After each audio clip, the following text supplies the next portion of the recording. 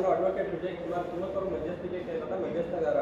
ಎರಡು ಪಕ್ಷಗಾರರು ಸ್ವಯಂ ಪ್ರೇರಣೆಯಿಂದ ಒಪ್ಪಿ ನನ್ನ ಮೇಲೆ ನೇಮಿಸಿಕೊಂಡಿರುತ್ತಾರೆ.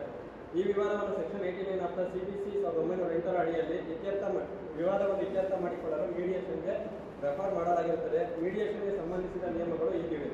ಈ ಮಧ್ಯಸ್ಥಿಕೆ ಪ್ರಕರಣದಲ್ಲಿ ನಾನು ನಿಷ್ಪಕ್ಷಪಾತವಾಗಿದ್ದು ಎರಡು ಪಕ್ಷದ ವಾದಗಳಿಗೆ ಸಮಾನ ಅವಕಾಶವನ್ನು ನೀಡಲಾಗುತ್ತದೆ. ಜೊತೆಗೆ ಈ ಪ್ರಕರಣಕ್ಕೂ ನನಗೂ ಯಾವುದೇ ರೀತಿಯ ವೈಯಕ್ತಿಕ ಅಥವಾ ಆರ್ಥಿಕ ಹಿತಾಸಕ್ತಿ ಇರುವುದಿಲ್ಲ ಎಂದು ಈ ಮೂಲಕ ಸ್ಪಷ್ಟೀಕರಿಸುತ್ತಿದ್ದೇನೆ. ಮೊದಲಾಗಿ ನಾನು ನ್ಯಾಯಾಧೀಶನಲ್ಲ, ಯಾವ ಪಕ್ಷಗಾರರ ಪರನೂ ಇಲ್ಲಿ ಇಲ್ಲ. ಬದಲಿಗೆ ನಿಮ್ಮಿಬ್ಬರ ಒಪ್ಪಿಗೆಯ ಆಧಾರದ ಮೇಲೆ ತೀರ್ಮಾನ ನೀಡಲಾಗುತ್ತದೆ. ಇನ್ನು ತಮ್ಮ ಗೊತ್ತಿರುವ ಮೀಡಿಯೇಷನ್ ಅಂತಕ್ಕಂಥದ್ದು ವಿನ್ನಿಂಗ್ ಗೇಮ್ ಆಗಿದ್ದು, ಅಂದರೆ ಎರಡು ಪಕ್ಷದವರೆಗೂ ಕೂಡ ಇದರಿಂದ ಯಾವುದೇ ರೀತಿ ನಷ್ಟ ಆಗೋದಿಲ್ಲ. ಜೊತೆಗೆ ಅಥವಾ ಇಬ್ಬರಲ್ಲಿ ಒಬ್ಬರ ಪಕ್ಷಗಾರರಿಗೆ ಇದು ಬರ್ಡನ್ ಆಗೋದಿಲ್ಲ. ಎರಡು ಪಕ್ಷದವರಿಗೆ ಮಧ್ಯಸ್ಥಿಕೆ ಒಪ್ಪಿಗೆ ಇದೆ. ಮುಂದುವರಿದೆ.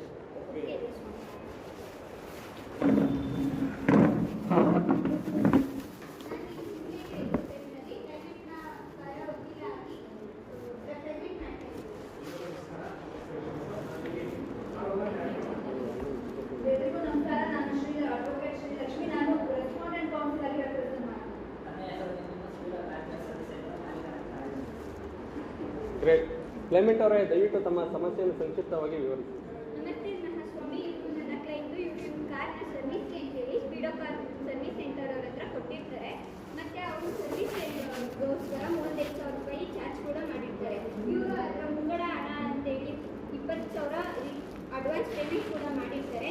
ಇಷ್ಟೆಲ್ಲ ಆಗಿ ಕಾರ್ನ ಸರ್ವಿಸ್ ಸೆಂಟರಿಂದ ಈಚೆ ತಗೊಂಡು ಹೋಗಿ 1 ವಾರ ಆಗೋಷ್ಟರಲ್ಲೇ ಕಾರ್ ಮತ್ತೆ ತುಂಬ ಸಮಸ್ಯೆನ ಕೊಡುತ್ತೆ. ಮತ್ತು ಅದನ್ನೇ ಇವರು ಎದುರಿಸಬೇಕಾಗಿರುತ್ತೆ. ಇದರಿಂದ ಬೇಸತ್ತು ಅವರು ಪರಿಹಾರ ಕೇಳಲು ಬಂದಿದ್ದಾರೆ. ಸ್ವಾಮಿ, ದಯವಿಟ್ಟು ಅವರಿಗೆ ಪರಿಹಾರ ಆಗ್ತದೆ.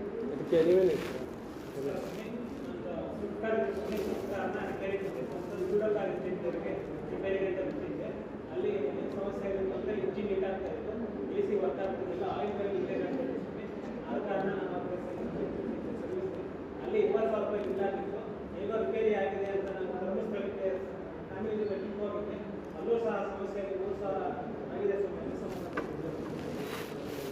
ದಯವಿಟ್ಟು ಸ್ವಾಮಿ ನನಗೆ ಪರಿಹಾರ ಕೊಡಿಸ್ಬೇಕು. ನಾನು ಮುಂಗಡ ಕೊಡ್ತೀನಿ 20,000 ಮತ್ತು 10,000 ರೂಪಾಯಿ ನಾನು ಕಾಂಪನ್ಸೇಷನ್ ಅಂತ ಕೊಡಿಸ್ಬೇಕು.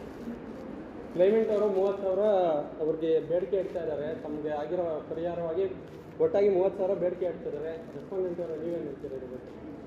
ಸ್ವಾಮಿ, ನನ್ನ ಕ್ಲೈಂಟ್ ಸಣ್ಣ ವ್ಯಾಪಾರಿ. ಪ್ರತಿಷ್ಠಿತ ಕಂಪನಿಯ ಉತ್ತಮ ಗುಣಮಟ್ಟದ ಸ್ಪೇರ್ ಪಾರ್ಟ್ಸ್ ಅನ್ನೇ ಬಳಸಿದ್ದಾರೆ. ಆದರೆ ಅವರು ಕಾರ್ 5 ವರ್ಷದ ಹಳೆಯದಾಗಿರೋದ್ರಿಂದ ರಿಪೇರಿ ಬರೋದು ಸಾಮಾನ್ಯ. ಅದರಿಂದ ಹಾನಿಗೆ ವರ್ಕ್ಶಾಪ್ ಜವಾಬ್ದಾರಿ ಅಲ್ಲ. Consumer protection act 2019 section 1 class O ಪ್ರಕಾರ ಡಿಫಿಷಿಯನ್ಸಿಯನ್ನು ಪರಿಗಣಿಸಲಾಗಿದೆ.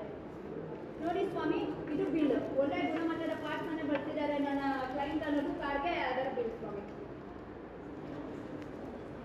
ಇಲ್ಲಿ speedo car care service centre ಅವರು ತಮಗೆ ಮನಿ ರೀಫಂಡ್ ಮಾಡೋ ಬದಲಿಗೆ 20,000 ಮನಿ ರೀಫಂಡ್ ಮಾಡೋ ಬದಲಿಗೆ 3 ಫ್ರೀ ಸರ್ವಿಸನ್ನು ಕೊಡಬೇಕು ಅಂತ ಇದು ಮಾಡ್ತಾ ಇದ್ದಾರೆ.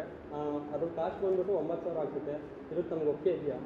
ಸ್ವಾಮಿ, ಕನ್ಸ್ಯೂಮರ್ ಪ್ರೊಟೆಕ್ಷನ್ ಆಕ್ಟ್ 2019 ಅಡಿಯಲ್ಲಿ ಸೆಕ್ಷನ್ 2+11 ಅಲ್ಲಿ ಡೆಫಿಷಿಯನ್ಸಿ ಅಂದರೆ ಏನು ಅಂತ ಕ್ಲಿಯರ್ ಆಗಿ ಹೇಳಿದ್ದಾರೆ. ಡೆಫಿಷಿಯನ್ಸಿ ಅಂದರೆ ಏನು ಅಂದರೆ ಸರ್ವಿಸ್ನಲ್ಲಿ ನ್ಯೂನ್ಯತೆ ಅಥವಾ ಕಳಪೆ ಸರ್ವಿಸ್ ಅಂತ ಅರ್ಥ ಸ್ವಾಮಿ. ಅವರು ಅದರಿಂದ ತುಂಬ ಬೇಸತ್ತಿದ್ದಾರೆ. ಮತ್ತು ಯಾರು ಅದರಿಂದ ಬೇಸತ್ತಿರ್ತಾರೋ ಅವರು ಸಂಪೂರ್ಣವಾಗಿ ಎಲಿಜಿಬಲ್ ಆಗಿರ್ತಾರೆ ರೀಫಂಡ್ಗೋಸ್ಕರ. ದಯವಿಟ್ಟು ನೀವು ಅದರ ಆಧಾರವಾಗಿ ಇಟ್ಕೊಂಡು ಅವ್ರಿಗೆ ರೀಫಂಡ್ ಮಾಡಿಸ್ಬೇಕು ಅಂತ ಕೇಳ್ತಿದ್ದೀನಿ ಸ್ವಾಮಿ.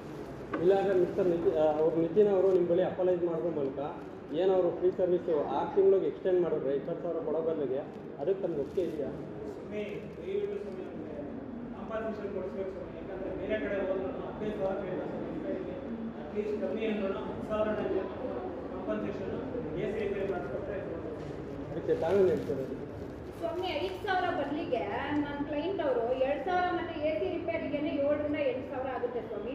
ಅದಕ್ಕೆ 2 ತಿಂಗಳ ಒಳಗಾಗಿ ಒಂದು ಫ್ರೀ ಸರ್ವಿಸ್ನ ಮಾಡ್ಕೊಡ್ತೀವಿ ಅಂತ ನನ್ನ ಕ್ಲೈಂಟ್ ಹೇಳ್ತಿದ್ದಾರೆ. ನಿತಿನ್ 5,000 ಅದೇ ಜಾಸ್ತಿ ಆಗುತ್ತೆ ಸ್ವಾಮಿ.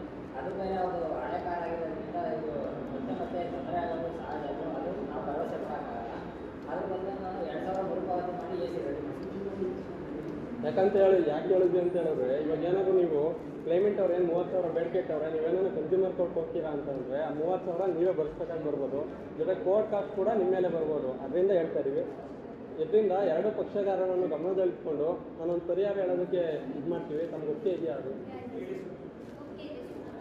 ಯತಿನವ್ರೆ, ನೀವು ಏನು ಅವರು ಡಿಮ್ಯಾಂಡ್ ಮಾಡ್ತಾವ್ರೆ ಇವಾಗ ಅವರು ಧರ್ಮಸ್ಥಳಕ್ಕೆ ಹೋಗಿದ್ರು ಅಂತ ಹೇಳಿದ್ರು, ಅಲ್ಲಿ 3,000 ಕಾಸ್ಟ್ ಆಗಿದೆ, ಮುಂಚೆ 20,000 ಅಡ್ವಾನ್ಸ್ ಪೇಮೆಂಟ್ ಬೇರೆ ಮಾಡಿದ್ರು.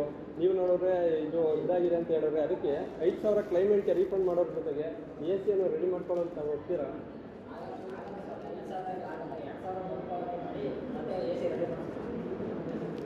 ಈಗ 2,000 ಆಗಲೇ ಹೇಳಿರ್ತೀವಿ, ಒಂದು ಫ್ರೀ ಸರ್ವಿಸ್ ಬಂದು 3,000 ಕಾಸ್ಟ್ ಆಗುತ್ತೆ.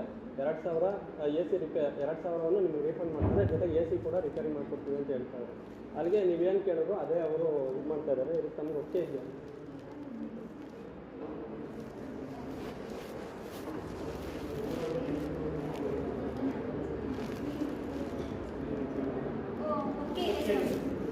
ನಾನು 2 ಪಕ್ಷಗಾರರ ಜೊತೆಗೆ ಸಮಾಲೋಚನೆ ಮಾಡಿದ ಬಳಿಕ ಪಕ್ಷಗಾರರು ತಮ್ಮ ಒಪ್ಪಿಗೆಯನ್ನು ಸೂಚಿಸಿರುತ್ತಾರೆ.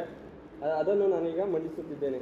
Speedo car care service centre ಅವರು ಯಾವುದೇ ಹೆಚ್ಚುವರಿ ವೆಚ್ಚವಿಲ್ಲದೆ 7 ದಿನಗಳ ಒಳಗಾಗಿ ಎ ಸಿಯನ್ನು ಸರಿ ಮಾಡಿಕೊಡತಕ್ಕದ್ದು. ಇನ್ನು ಎರಡನೇದಾಗಿ speedo car care service centre ಅವರು ಕ್ಲೈಮೆಂಟ್ಗೆ 3 ದಿನಗಳ ಒಳಗಾಗಿ ಭಾಗಶಃ ಹಣ ಅಂದರೆ 2,000ವನ್ನು ನೀಡತಕ್ಕದ್ದು. ಜೊತೆಗೆ speedo car care service centre ಅವರು ಒಂದು ಫ್ರೀ ಸರ್ವಿಸ್ ಮಾಡಿಕೊಡೋದ್ರ ಜೊತೆಗೆ ಅವ್ರಿಗೇನು ಈ ಪ್ರಾಬ್ಲಮ್ ಆಗಿದೆ ಆಯಿಲ್ ಚೇಂಜ್ ಮತ್ತು ಫಿಲ್ಟರ್ ಚೆಕ್ ಕೂಡ ಮಾಡಿಕೊಡತಕ್ಕದ್ದು.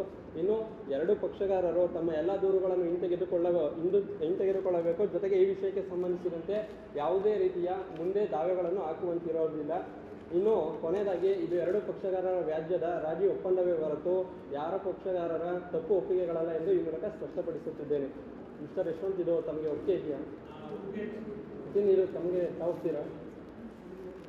Great, excellent. Please take your hands by both the parties.